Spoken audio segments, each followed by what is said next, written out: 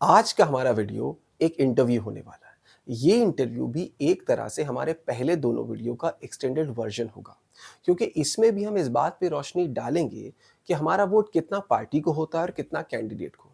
हम डॉक्टर कन्हैया कुमार के बारे में बात करेंगे और जानने की कोशिश करेंगे अपने मेहमानों से कि आप कितना पर्सनल टच रखते हैं वो जेएनयू, सीपीआई और कांग्रेस के कन्हैया कुमार से। तो आप सब बताइए कि आप लोग की क्या फर्स्ट मेमोरी रही है कन्हैया कुमार की। हाँ। उससे स्टार्ट होगा। हाँ। वैसे से स्टार्ट होगा। कन्हैया की जो फर्स्ट इम्प्रेशन हमें जो आता है वो ये है कि हम लोग हम कॉलेज में थे, बैचलर्स का था, और ये वाला जो पूरा सिनेरियो हुआ ये और ये सब, तो उस टाइम पे चीज़ें सामने आई कि कैसे स्टूडेंट्स को दबाया गया। वो स्टूडेंट लाइफ में थे, उस चीज़ को फील कर पा रहे थे। तो कन्हैया ने जो चीज़ किया वो एक ऐसी चीज़ थी कि स्टूडेंट्स के इमोशंस को कनेक्ट, प्लस एक डेमोक्रेटिक कंट्री के लिए आगे आना। तो ये एक इम्प्रेशन बनता है कन्हैया का, वहाँ से हमारी लाइफ में इंट्रोडक्शन, वहाँ से हमने जाना है कन्हैया को। तो पहली बार आपने मतलब आई थिंक ये 2015-16 का ही वही टाइम था। आपका, आप लोगों का मतलब एक यूथ को देखा कि जो कॉलेज में रह करके मतलब वो मेन स्ट्रीम पॉलिटिक्स ज्वाइन कर चुका था तब आपने उसको सुना, या वो प्रोटेस्ट टाइम था प्रोटेस्ट उसका? टाइम पे वो अभी भी भी देखा। पीएचडी स्कॉलर थे हाँ और हाँ आप उनको जानते थे कि कन्हैया कुमार हैं। मतलब न्यूज चैनल पे और हाँ, मीडिया कहीं ना में कहीं कवरेज उन्होंने मिल रहा था। प्रोटेस्ट की वजह से, करेक्ट। तो और जो भी सेडिशन चार्जेस लगे थे, वो पूरे करेक्ट। जो नारे हाँ लगे थे उस सबको, वो कहीं ना कहीं उसी ने मेन स्ट्रीम न्यूज में उसको हाँ तो मतलब ओवर हाईलाइट कर दिया था। करेक्ट। हाँ। तो ऐसा लगा कि हाँ मतलब ये कोई है जो दम रखता है, जो बोल सकता है, बोल रहा है। ओके, आपका? ऑलमोस्ट 2015-16 मेरा उस टाइम के ऊपर, आई थिंक 12th था। तो बहुत ज़्यादा एक्टिवली हम इंटरेस्टेड नहीं थे उस टाइम पॉलिटिक्स में, लेकिन जब ये इनका पूरा एपिसोड आया, एक उसके ऊपर एयर हुआ, तो एक काइंड ऑफ इंटरेस्ट मेरा उससे एक जागा पॉलिटिक्स में, और फिर इनको थोड़ा सा सुना और पढ़ा और ये सब। लेकिन शुरुआत में थोड़ा सा स्केप्टिकल व्यूज़ थे, क्योंकि एक सेडिशन चार्जेस, एक इंसान की इंट्रोडक्शन जब हो रहा है तो वो एक एंटी नेशनल इमेज के तौर पर हो रहा है। तो उस चीज़ को लेके बहुत ज़्यादा मतलब एक हीरोइज़्म वाली फीलिंग इनको देख के हमें उससे नहीं आई। एक काइंड ऑफ ऐसा लगा कि एक मिक्स्ड रिएक्शंस मेरे रहे इनको लेकर के। एक इंट्रोडक्शन हुआ इनका पॉलिटिक्स में, और मुझे लगा कहीं न कहीं ये पर्सनल एक उसमें पर्सनल हीरोइज़्म में चले गए हैं। लेकिन फिर लेटर डेवलपमेंट्स में इनकी आइडियोलॉजी, इनके आइडियाज़ और इनकी स्पीचेज़, जो फायरी स्पीचेज़ थी, तो उससे एक मेरा जो वो था, एक इनकी जो इमेज है वो थोड़ी-सी चेंज हुई है, कि लगा कि हाँ, एक बंदा है जो कि चाह रहा है कुछ देश के लिए कुछ अच्छा करना।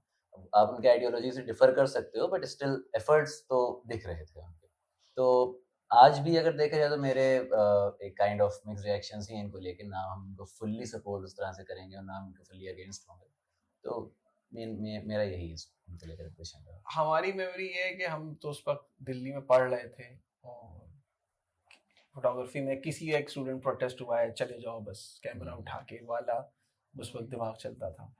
तो उस वक्त पहली बार इनको देखा, किसी ने बताया कि ये कन्हैया कुमार है।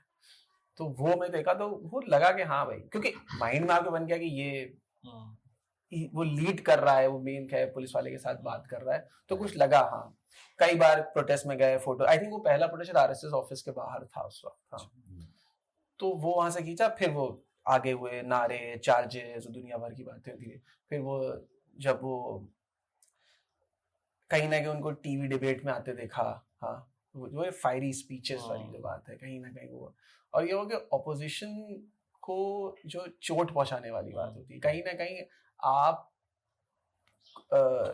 नेचुरली भी ऑपोजिशन को जो होता नहीं है, कहीं उस पर उंगली उठाएं। हाँ, तो वो कन्हैया कुमार कहीं ना कहीं उठाता, और हम कनेक्ट क्यों कर पा रहे थे, क्योंकि स्टूडेंट आया, ये आया, कहीं ना कहीं उसके बैकग्राउंड से कनेक्ट कर रहे थे, और जो एक हिंदी बेल्ट वाला एक वो कनेक्ट था, कहीं ना कहीं हमारा एक नेचुरल कनेक्ट बन रहा था उससे। ठीक है, तो हम बहुत ज्यादा उससे एक एक पर्सनली जानते नहीं, तो पर्सनल कनेक्ट हमारा हो रहा था। हाँ, तो ये मेरा था।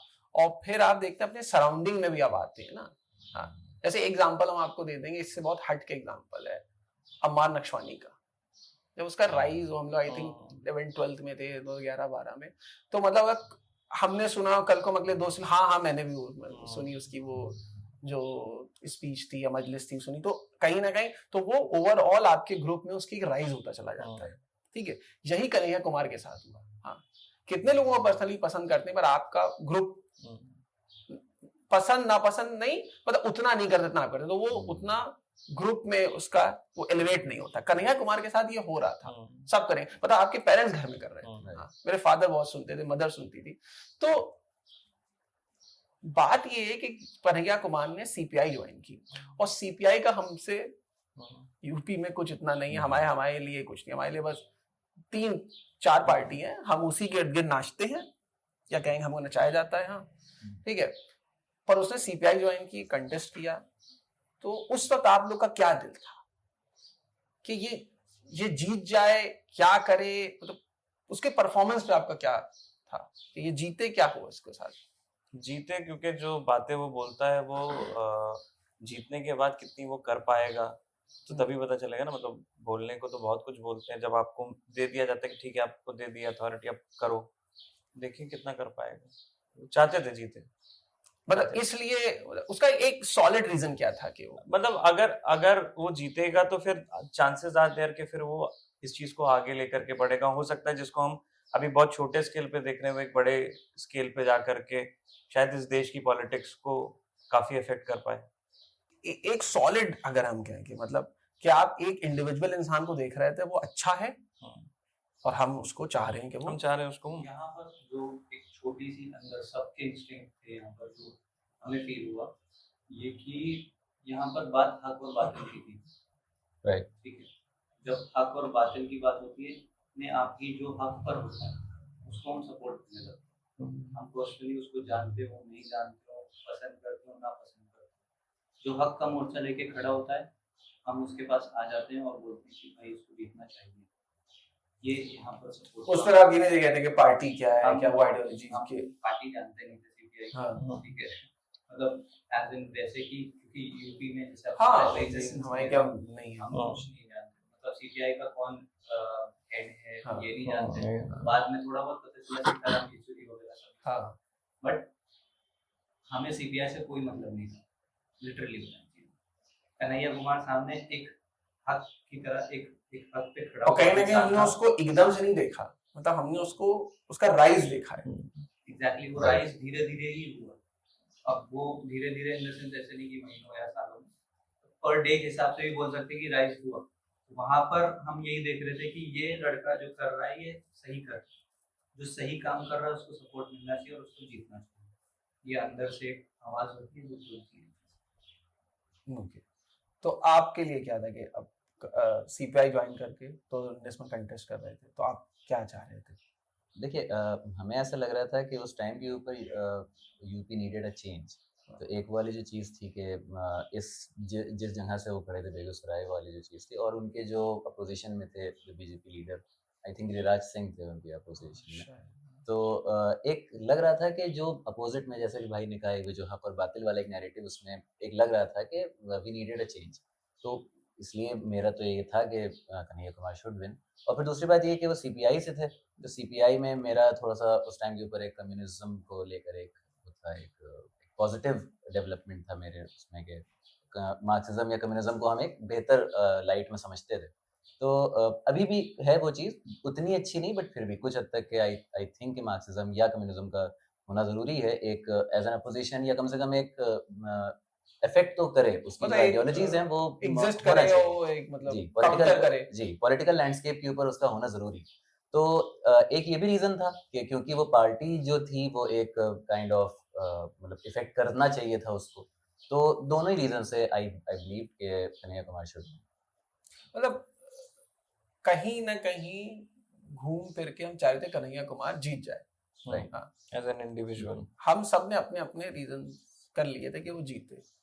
बट अभी आपने हाल ही में देखा कि वो हाल ही, अब तो टाइम हो गया है, वो कांग्रेस में आ गए। अच्छा, उससे पहले कि जब वो नहीं जीते, तो एक होती है ना जीतने का जो होता है, अरे नहीं जीता, एक कन्हैया कुमार इतना तो अच्छा था, इतना पसंद, इतनी फैन फॉलोइंग थी, इतना हम्म। सब कुछ था। और एक होता है जो हम लोग बोलते नहीं कैंडिडेट, एज अ कैंडिडेट उसने वर्क किया, Right. इतना घूमा फिरा, मिला लोगों से, स्पीचेस दी, सबको एड्रेस किया, उसके बाद भी नहीं जीता। तो वहां पे आपको एक पर्सनल अफसोस हुआ था नहीं? हाँ, टू सम एक्सटेंट हाँ हुआ था। पर्सनल अफसोस, एक पर्सनल अफसोस। पर्सनल अफसोस हुआ था क्योंकि कहीं ना कहीं वो जो कनेक्शन था जो हम 2015-16 से देख रहे थे, वो राइज देख रहे थे, हमें लग रहा था कि ये तो जीत जाएगा, मतलब लोग कनेक्ट कर रहे हैं, बेगूसराय से खड़ा हुआ है, लोग कनेक्ट कर रहे हैं। कहीं ना कहीं हमारा जो होता कि वो जीत जाए, वो ये भी था कि हम एक्चुअल रियलिटी तो समझ नहीं रहे थे बिहार के उस वहां की पॉलिटिक्स। हम तो अपना यूपी ही इतना correct, नहीं समझ रहे, बहुत बड़ी बात है हमारे लिए। Right. तो ये भी बात थी, हम थोड़ा सा आप कहते हैं कच्चे थे वहां, कच्चे थे, हम बस एक पर्सनल चाह रहे थे कि जीते, जीत जाए। तो आप जब वो हारा तो एक अफसोस था। अफसोस भी था और ये था कि जीतना चाहिए था उसको। हाँ। एक चीज थी कि वही जो बात बोली कि हक और बात वाली बात थी, तो एक सामने जो राइज किया जिसने, तो एक तरह से हक का परचम उसने लगाया था, तो वो जो हक का परचम लिए था और आकर कुछ चेंज की बात कर रहा था, और जो सामने कैंडिडेट था वो कैसा था, वो स्पीचेस और ये सब चीजें, तो उसके अगेंस्ट जब कोई डेवलपमेंट की बात करे तो ऑब्वियस है कि हम डेवलपमेंट के लिए ही वोट करना चाहिए।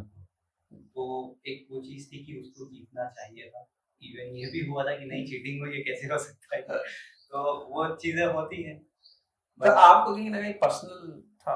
अफसोस था, बट हमें ऐसा लगा कि ये एक्सपेक्टेड था, क्योंकि ये बात ठीक है कि बीजेपी एक उस टाइम के ऊपर एक ऐसी, मतलब एक बार आज भी वो चीज है, लेकिन उस टाइम के ऊपर ज्यादा थी कि मतलब उसके अगेंस्ट में खड़े होना इज लाइक आप ज्यादा कनेक्ट कर पाए थे बिकॉज़ ऑफ मार्क्सिज्म, जरा सी उसकी आइडियोलॉजी को हम लोग से बेहतर समझ रहे थे, और हम ये भी समझ रहे थे कि जिस जगह से वो खड़े हुए हैं वहां पे उनकी आइडियोलॉजीज की उस तरह से कदर नहीं हो, बिहार में भी इतना कुछ खास नहीं रहा। मार्क्सिज्म या तो वेस्ट बंगाल में रहा है या केरला में रहा है, बिहार में कुछ बिहार में आप कह सकते हैं।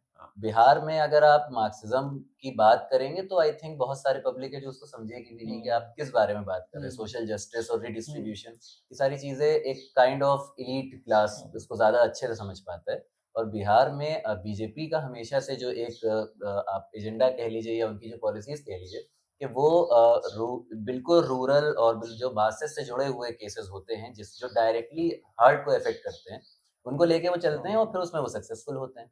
तो मुझे कहीं ना कहीं एक्सपेक्टेड था कि कन्हैया कुमार शायद उतना अच्छे से जीत ना पाए, जितनी पहचान बनाएंगे, मगर हमें लग रहा था कि अभी जीत नहीं पाएंगे उसमें, तो I was expecting it. Sad कहीं ना कहीं था, अफसोस तो हुआ, अफसोस बिल्कुल हुआ, क्योंकि वही चीज क्या सपोर्ट कर रहे थे उसको, एक काइंड ऑफ अपना कैंडिडेट था जो कि हार गया। तो फिर जब कांग्रेस ज्वाइन हुआ तो आपका जो भी कनेक्ट था पर्सनल हक और बातिल वाला ही, तो वो शिफ्ट हुआ या आपको लगा नहीं? आईएनसी ज्वाइन किया तो मुझे लगा शायद अब बड़ी पार्टी में आ रहे हैं तो शायद कुछ चांसेस लगा, आपके लिए ठीक मुझे लगा इनिशियली, इट्स अ गुड, हाँ मुझे लगा कि ठीक है, अच्छा है, चलो शायद बड़ी पार्टी में आएंगे तो होता ना, बड़ी उसमें आ गए तालाब में, तो बट फिर मुझे लगा कि कहीं ना कहीं अब वो कनेक्ट कम हो गया, वो जो कन्हैया था जिसको हम देख रहे थे वो नहीं है, वो फायरी स्पीचेस अब नहीं है, शायद अब ये वो करता है या वो बोलता है जो पार्टी अलाउ करती होगी शायद, कि ये नहीं बोलना है तो नहीं बोलेगा। पहले उससे कोई कहता नहीं था कि ये नहीं बोलना है या बोलना है, I don't know, may be हो सकता है वो अपनी पर्सनल इंटरेस्ट की वजह से नहीं बोलता हो वो फायरी स्पीचेस, या हो सकता है पार्टी ने कुछ टर्म्स रखे हो कि आपको ये बात नहीं बोलनी है, आपको ये चीज नहीं कहनी है। आपके में क्या शिफ्ट? जब कन्हैया ने आईएनसी ज्वाइन किया तो वो हल्का सा वो रहता है कि धक्का लगता है कि कहाँ था और कहाँ। अच्छा, हम इसमें एक बात टोक रहे हैं, ये वाली बात है जिसको हम लोग कहते हैं जब पार्टी को बदलता है तो हम लोग उसको बहुत अच्छी निगाह से नहीं देखते। जैसे बहुत लेटेस्ट एग्जांपल वो जो कांग्रेस के गौरव वल्लभ कितने जीरो, करेक्ट, जिससे वो जीरो पूछ रहे हैं उसके साथ चाय पी रहे हैं, नमस्ते बिस्कुट खाओ, चाय पी उसमें वाला नहीं था क्या कि समझ पाता को बड़ा सोच, वही इतना मुझे इसमें करा ट्रोल किया, फिर साथ में चाय पीना पड़े दिए हैं, बिस्कुट खा। अभी तक होता था कि जो एक बहुत ही लाउड वॉइस नहीं होती थी आपके इनकी तरफ से, भाजपा की तरफ से, वो संबित पात्रा की होती थी। उससे लाउडर वॉइस लाके हमने डाल दी, जो अभी तक आपको ट्रोल कर रहा था एक हिसाब से, वो अब आ गया। तो कहीं ना कहीं हम देखना है उसके बाद से संबित पात्रा का क्या। मैंने रिसेंट में संबित पात्रा के कोई इंटरव्यूज देखे भी संबित पात्रा के बाद से आई थिंक आई साइडलाइन कर दिया गया, साइडलाइन दोनों अगर एक बार किसी प्लेटफॉर्म पे दोनों एज भाजपा रिलेटिव्स, करेक्ट तो ये फायदा होता है ईडी का। तो हाँ, आपके में क्या तो जब कन्हैया ने आईएनसी ज्वाइन की तो वो एक हल्का सा अंदर से धक्का लगा कि पार्टी बदली, क्यों बदली, मतलब क्या जरूरत है। बट कहीं ना कहीं अगर ये पहले की कांग्रेस होती तो कन्हैया को मतलब एकदम ही हमें लगता है कि सही नहीं किया। बट कहीं पहले की कांग्रेस से क्या मतलब आपका? पहले की कांग्रेस से मतलब जब राहुल गांधी की जो करंट इमेज है वो इमेज नहीं थी, वो इमेज से कांग्रेस पार्टी एक ऐसी पार्टी है जिस पे भी करप्शन के अच्छे खासे चार्जेस हैं, बट हमारे अंदर कहीं ना कहीं एक सॉफ्ट कॉर्नर आ जाता है कांग्रेस को लेकर कि कांग्रेस ने स्कैम्स किए हैं, अच्छे खासे स्कैम्स किए हैं, बट कहीं ना कहीं डेवलपमेंट नहीं किया। करंट रूलिंग पार्टी सिर्फ स्कैम्स कर रही है, डेवलपमेंट के एम्प्लॉयमेंट, कुछ नहीं, एजुकेशन। तो एक चीज होता है कि एक तालाब में सारी मछलियां गंदी हैं, उनमें से कुछ गंदी मछली अच्छा काम कर दे तो वो ठीक है कि कहीं सॉफ्ट कॉर्नर आ जाता है उसमें। तो इस वजह से कन्हैया का कांग्रेस ज्वाइन करना कहीं ना कहीं जस्टिफाइड भी हुआ कि अगर आपको कुछ काम करना है तो एक बड़ी ऑर्गेनाइजेशन के साथ आना पड़ेगा। दूसरा जो आप पूछ रहे थे कि कन्हैया की जो स्पीचेस थी, फायरी स्पीचेस, वो कम हो गई और जो पहली इमेज थी कन्हैया की थोड़ी डाउन हो गई, कन्हैया थोड़े शांत हो गए। उसका रीजन हमें लगता है कि with great powers come great responsibility. तो कहीं ना कहीं अगर इस पे रोके एक मिनट, हमें लगता है कि अगर हम अपना ही पास उठा के देखें, हम मतलब एक एज के साथ और टाइम के साथ और आपकी सराउंडिंग के साथ आपकी पर्सनालिटी चेंज होती है, डेवलप। इसको हम लोग बच्चे से जब अडल्ट होता है तो मैच्योरिटी आ गई, सिचुएशंस के हिसाब से आपको अपने आप को अडॉप्ट करना होता है, कहेंगे स्मार्ट, मतलब कहेंगे। हाँ, तो इसमें मेरा यहाँ पे क्या पर्सनल टच में कुछ चेंज हुआ, जो एक पर्सनल टच हम उससे रखते थे, बहुत सी ऐसे मतलब क्या ज्यादा कम ऐसे कुछ ऐसी बातें थी कन्हैया की जिससे मतलब बहुत ही बुरा लगा। नहीं, हाँ, अब हम उस पॉइंट पर आएंगे, बट जब ज्वाइन किया, जस्ट ज्वाइन किया तो उस ज्वाइन वाले, जब उसने ज्वाइन किया तो उससे क्या लगा कि अब पर्सनल टच, हाँ उसने बाद में क्या स्पीचेस दी, क्या जिन बातों पे वो करते थे वो नहीं कर रहे अब, या आपने कहा कि कुछ ऐसी स्पीच जो आपको नहीं, जिससे आप इत्तेफाक रखते, ज्वाइन करते वक्त आपको कुछ लगा कि अब मेरा वो कनेक्ट नहीं है, पर्सनल कनेक्ट, वो कनेक्शन खत्म हुआ, क्योंकि पहले हम एज अ कैंडिडेट सपोर्ट करते थे, वो एज अ इंडिविजुअल सपोर्ट कर रहे थे कन्हैया को। एएनसी में आने में कुछ ऐसा लगा कि ये ही इज बिहाइंड पावर। एकदम आपका क्या रहा जब कांग्रेस ज्वाइन करी? उस टाइम पे हमें लगा कि ये एक प्रैग्मेटिक मूव है मेरे हिसाब से, क्योंकि सीपीआई में आप रहे, आपने इलेक्शन लड़ा, बट आप सक्सेसफुल उतना नहीं हो पाए। और अगर आपका एक एजेंडा है जो कि एक मतलब नेशनल रिफॉर्म के लेवल का है, तो फिर आपको एक नेशनल पार्टी से ही आकर वो करना पड़ेगा, उससे एफिलिएशन करना पड़ेगा। तो दूसरी बात ये कि जैसे अगर हम दूसरे इनको कंपैरिजन करें दूसरे उन लोगों के साथ जिन्होंने जैसे लेट्स से कांग्रेस छोड़ के सीधा बीजेपी ज्वाइन करी है, तो वो तो उनके आइडियोलॉजिकल राइवल्स हैं। बट अगर आप सीपीआई और आईएनसी को दोनों को देखें तो ये लोग अलायंस में रहे हैं, इनकी आइडियोलॉजी बहुत हद तक एक दूसरे से मैच करती है, एक मार्क्सिस्ट है, एक सोशलिस्ट है, और फिर ये कि जो यूपीए 1 में, तो यूपीए 1 और 2 आई थिंक दोनों का पार्ट रही है सीपीआई। तो ये कन्हैया के लेवल पर भी अगर हम देखें तो कोई बहुत बड़ा चेंज उनकी पर्सनैलिटी में एज सच नहीं आया अगर उन्होंने आईएनसी ज्वाइन कर ली। वैसे ये था कि एक रीजनल या मतलब सेमी रीजनल पार्टी से आप एक नेशनल पार्टी में चले गए। तो या मैंने ख्याल से कि कोई आदमी आज पॉलिटिक्स में जाता है तो वो एकदम से ऊपर नहीं, वो पहले छोटे स्टेप्स लेता है। बिल्कुल भाई, लोकल इलेक्शन लड़ेगा या लोकल पॉलिटिक्स में जाएगा, जैसे एक स्टूडेंट पॉलिटिक्स से करता हमारे पास बहुत एग्जांपल्स है, हमारे मेन लीडर्स भी एक तरह में स्टूडेंट पॉलिटिक्स। तो कहीं ना कहीं कन्हैया का वो था कि उनको ज्वाइन करना ही थी, तो जो मौका अभी मिला है लो, अब इसके आगे मिलेगा, इसके आगे लेंगे मौका, जैसे हम सब लेंगे। कल को आपको बेटर अपॉर्चुनिटी मिलेगा, बेटर उसमें जाएंगे। मतलब अगर आप जॉब कर रहे हैं और प्लानिंग कर रहे हैं किसी कंपनी के अगेंस्ट मार्केटिंग कर रहे हैं, इसके बेटर करें, कल का आप उस कंपनी को ज्वाइन कर लेंगे। अब मैं सिर्फ मनी भाई के लिए काम करता हूँ। यहाँ पे फिर वही चीज़ है, आपको क्या काम करना चाहते राइट, हैं। हाँ, आपकी बात बहुत ही मॉरली और एथिकली थोड़ा सा एक है, बट उसने मतलब हमें नहीं, और अगर देखा जाए तो मोरली स्पीकिंग भी कोई एक चीज और भी है कि हम क्यों जस्टिफाई भी कर रहे हैं इसको कि उसने सही किया है, उसका रीजन है कि करंट सिचुएशन क्या है, राइट, ऑपोजिशन में चीजें क्या हो रही हैं। We अगर need a opposition strong में- opposition अगर ऑपोजिशन में ऐसी चीजें नहीं Yeah, strong opposition people in the sense- in the opposition to represent us। to represent us. opposition in the sense कि बीजेपी क्या कर रही है कंट्री के साथ, कि जो चीजें हो रही हैं, सिचुएशन है कंट्री की इस वक्त, उस हिसाब से कि कोई भी ऑपोजिशन में अच्छा आदमी आएगा। राइट, हाँ, तो आप वही वाली बात, हम कैंडिडेट को देखेंगे, बेटर कैंडिडेट है, तो 2 कैंडिडेट 3 कैंडिडेट हमारे सामने हैं। सेम चीज जैसे जो गौरव वल्लभ का एग्जांपल अगर आप लीजिए तो he was a good man, but अब वो जिस पार्टी में है तो आई डोंट थिंक कि कोई भी बंदा उसको there is a good man क्या है? गुड मैन ये है कि हम जो देख रहे हैं वो रीजन, वो अच्छी स्मार्ट बातें करता था, Yeah. हम रीजन उसी सेंस में कह रहे थे, मतलब हम मोरली नहीं इस पे कह रहे थे कि वो रीजन कहीं ना कहीं हमें कुछ दिन पे एंटरटेनमेंट दे देता था। राइट, एक ऐसा था कि मतलब एक अपोजिशन, एक स्ट्रांग अपोजिशन दिखता था उनके अंदर। जब वो जो संबित पात्रा का जो फेमस और इनफेमस इंटरव्यू कह लीजिए आप उसको, जो कितने जीरो है वाली चीज, तो उससे वो बीजेपी के नेशनल लीडर्स का जो खोखलापन था वो उसको नुमाया कर रहे थे, वो सामने आ रहा था। तो he was doing a good job as whatever he was meant to be. उस सेंस में हम गुड कहना ये चाह रहे बात सही है कि मतलब आप अगर पार्टी भी बदल रहे हैं, कम से कम आप अपनी आइडियोलॉजी पे Exactly. आइडियोलॉजी नहीं बदलनी, आइडियोलॉजी पे जंप नहीं करता इंसान। तो वो फिर वहां के ऊपर वो आपकी पर्सनालिटी पे क्वेश्चन तो होने अगर लगेगा। हम ये कहें कि कहीं ना कहीं हम कन्हैया कुमार को पसंद करते थे, हम उसको चाहते थे, हम उसकी आवाज से कहीं ना कहीं एक कनेक्ट हमारा था, Right. ठीक है, Correct. फील होता था कि वो बात कह रहा है जो हम कहना समझते चाहते हैं, थे। कहना चाहते हैं, या वो कहनी चाहिए वो बातें। पर और फिर उसने पार्टी शिफ्ट की, तो कहीं ना कहीं जो हमारा कनेक्ट था वो, अब आपको सिंपल जवाब देना है, वही रहा, कम हुआ या ज्यादा हुआ?